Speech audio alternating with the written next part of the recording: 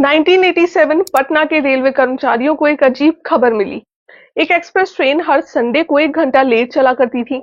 जब जांच शुरू हुई तो पता चला कि हर संडे सुबह 9 बजे वो ट्रेन एक स्टेशन पर रुकती थी और सारे गार्ड, ड्राइवर और रेगुलर पैसेंजर्स उतर जाते थे। स्टेशन के वेटिंग रूम में एक टीवी होता था। वो सब लोग उस टीवी पर फूलों की माला चढ़ाते, उसके सामने एक नारियल फोड़कर अगले 45 मिनट तक पूरा ध्यान लगाकर एक सीरियल देखा करते थे। दरअसल हुआ ये था कि उन सभी लोगों ने मिलकर पैसे जोड़कर वो टीवी खरीदा था ताकि वो हर संडे सुबह को टीवी पर रामायण देख सके।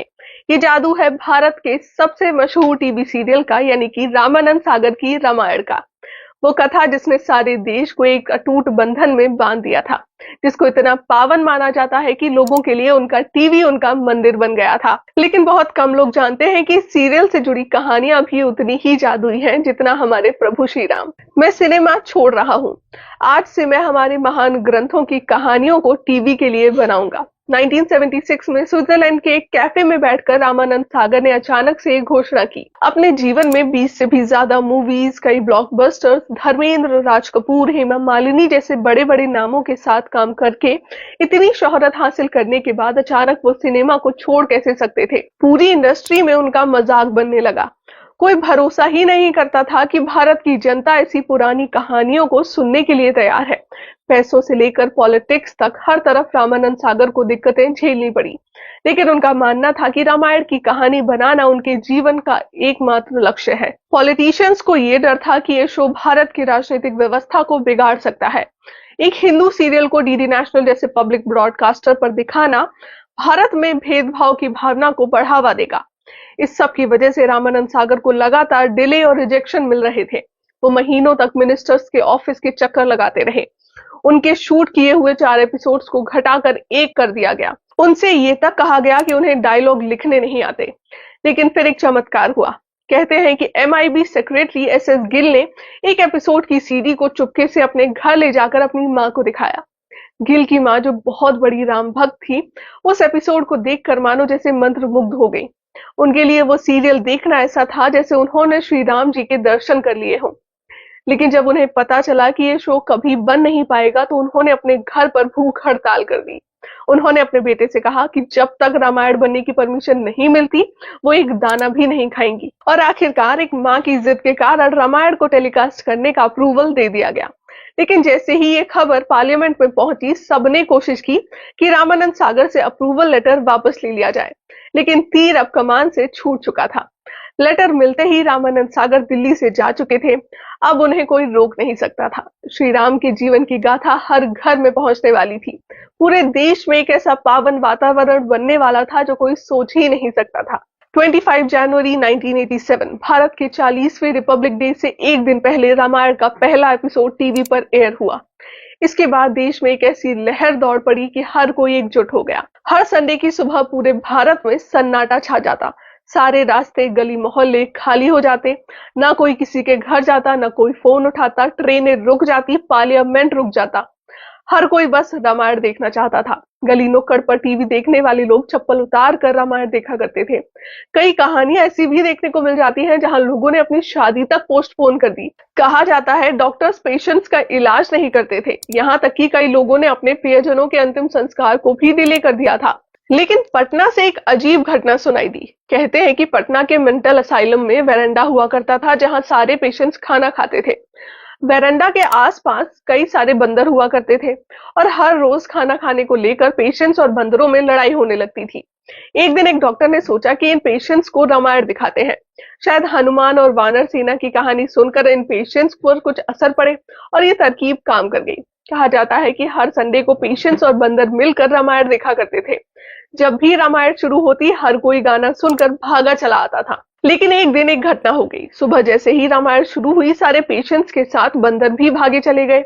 एक बंदर जल्दबाजी में टहनी को पकड़ नहीं पाया और पेड़ से गिरकर उसकी मृत्यु हो गई। कहते हैं सभी पेशेंट्स ने राम भक्त के नाम से उसका अंतिम संस्कार किया और उसकी छोटी सी समाधि बनाई। ये जादू था रामायण का, जिसने भारत के हर घर को एक कर दिया था। कहा जाता है कि बांग्लादेश, नेपाल और पाकिस्तान जैसे देशों में भी रामायण काफी पॉपुलर थी। कहते हैं किसी चीज को पूरी शिद्दत से चाहो तो पूरी कायनात उसे आपसे मिलवाने में लग जाती है। कुछ ऐसी ही कहानी है रामानंद सागर की रामायण की, जब कई दिनों तक ढूंढने के बाद भी रामानंद जी को सुग्रीव की भूमिका निभाने वाला कोई मिल नहीं रहा था, तब अचानक एक रात 3 बजे एक पहलवान सेट पर आ गया। वो कद काठी में बिल्कुल वैसा था जैसा वो ढूंढ रहे थे। मैं आपका सुग्रीव, उसने कहा। रामानंद सागर ने उसे तुरंत तैयार किया और शूटिंग शुरू हो गई। ऐसे ही एक और घटना थी जिसने सभी को चौंका दिया था।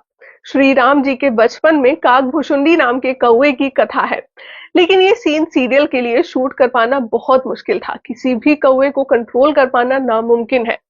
दिमाग में सिर्फ एक ही बात थी कि कैसे कौवे को दिखाया जाए कि वो श्री राम जी के साथ खेल रहा है, उछल रहा है और खाना खा रहा है। लेकिन फिर एक चमत्कार हुआ। एक दिन अचानक एक कौवा सेट पर आया और ठीक उस पेड़ पर जाकर बैठ गया जहां जरूरत थी। रामानंद सागर जी ने अपने हाथ जोड़कर कहा, काकभुशुंडी महाराज आप आ गए। ये बच्चा राम जी का किरदार निभा रहा है, कृपा करके यहाँ कुछ देर तक बैठिए। और ये सुनकर वो कौवा सच में पेड़ से उतरा और श्री राम जी की भूमिका निभा रहे बच्चे के पास आकर बैठ गया। कैमरा रोल हुआ और वो कौवा वही करता गया जो उसे करना था। वो श्री राम के साथ खेल रहा था, उछल रहा था और शूट के दौरान ठीक अपनी जगह पर टिका रहा। 10 मिनट के बाद जैसे ही शूट खत्म हुआ, वो कौवा तुरंत उड़कर वापस चला गया। रामानंद सागर जी की आंखों में आंसू आ गए। उन्हें लगा कि साक्षात भगवान ने आकर उनकी मदद की है। रामानंद सागर हमेशा मानते थे कि उनके भाग्य में लिखा है कि वो रामायण जरूर बनाएंगे। इसीलिए रामानंद सागर के रास्ते में जो भी रुकावटें आती थी, वो अपनी सच्ची श्रद्धा और धैर्य के भरोसे इंतजार करते। लेकिन एक समय ऐसा भी आया जब उनके धैर्य की बहुत बड़ी परीक्षा ली गई।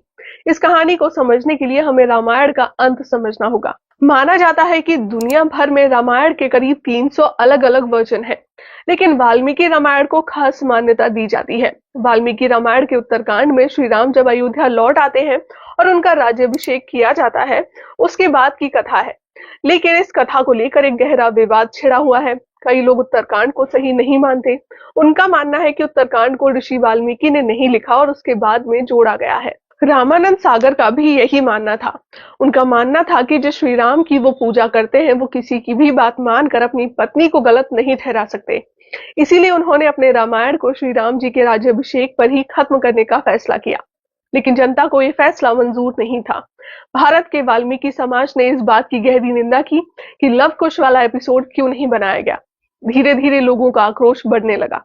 मंत्रियों के फोन आने लगे। रामानंद सागर पर पॉलिटिकल प्रेशर बनाया गया। हर बार की तरह रामानंद सागर भी अपने फैसले पर अड़े रहे, लेकिन इस बार लोगों का गुस्सा सारी हदें पार कर चुका था। लोग सड़क पर आ गए थे, दंगे होने लगे, पब्लिक प्रॉपर्टी के नुकसान होने लगे, सड़कों को कचरे के ढेर से भर दिया जा रहा था। आखिरकार रामायण के कई अलग अलग वर्जन पढ़ने के बाद रामानंद सागर को एक कथा मिली जिससे वो सहमत थे और उसमें थोड़ा सा फेरबदल करके उन्होंने उत्तर रामायण के नाम से लव कुश की कथा को रिलीज किया। कहते हैं रामानंद सागर पर कई सारे कोर्ट केस किए गए। कुछ लोग रामायण की कास्टिंग, उनके बोलचाल, उनके कपड़ों से भी ऑफेंड हुए थे। कुछ ने कहा कि रामानंद सागर ने रामायण के साथ खिलवाड़ किया है, इसकी वजह से वो आखिर में रामायण के शूट पर ही नहीं जा सके। उन्होंने रामायण की सिर्फ स्क्रिप्टिंग की थी। लेकिन इन सारी दिक्कतों के बाद भी रामायण आज तक भारत का सबसे बेस्ट परफॉर्मिंग टीवी सीरियल है। अपने टेलीकास्ट के दौरान रामायण को 65 करोड़ लोगों ने देखा था। इस शो ने न सिर्फ टीआरपी के सारे रिकॉर्ड तोड़े, बल्कि Guinness book of world record में भी अपना नाम दर्ज किया। रामायण की पॉपुलैरिटी इतनी बढ़ गई थी कि इन सीरियल्स को 16 भाषाओं में डब किया गया और कई सारे देशों में भी ब्रॉडकास्ट किया गया। 2020 में जब सारा देश पेंडेमिक से जूझ रहा था, तब लोगों को हौसला देने के लिए और उन्हें एकजुट करने के लिए रामानंद सागर की रामायण को टीवी पर दोबारा से रिलीज किया गया था। 7.5 करोड़ से ज्यादा लोगों ने इस रिलीज को देखा, जो कि अपने आप में एक वर्ल्ड रिकॉर्ड था। और इसी के साथ रामायण दुनिया का most watched entertainment TV serial बन गया। आपकी रामायण से जुड़ी क्या यादें हैं, कमेंट करके जरूर बताएं। जय श्री राम।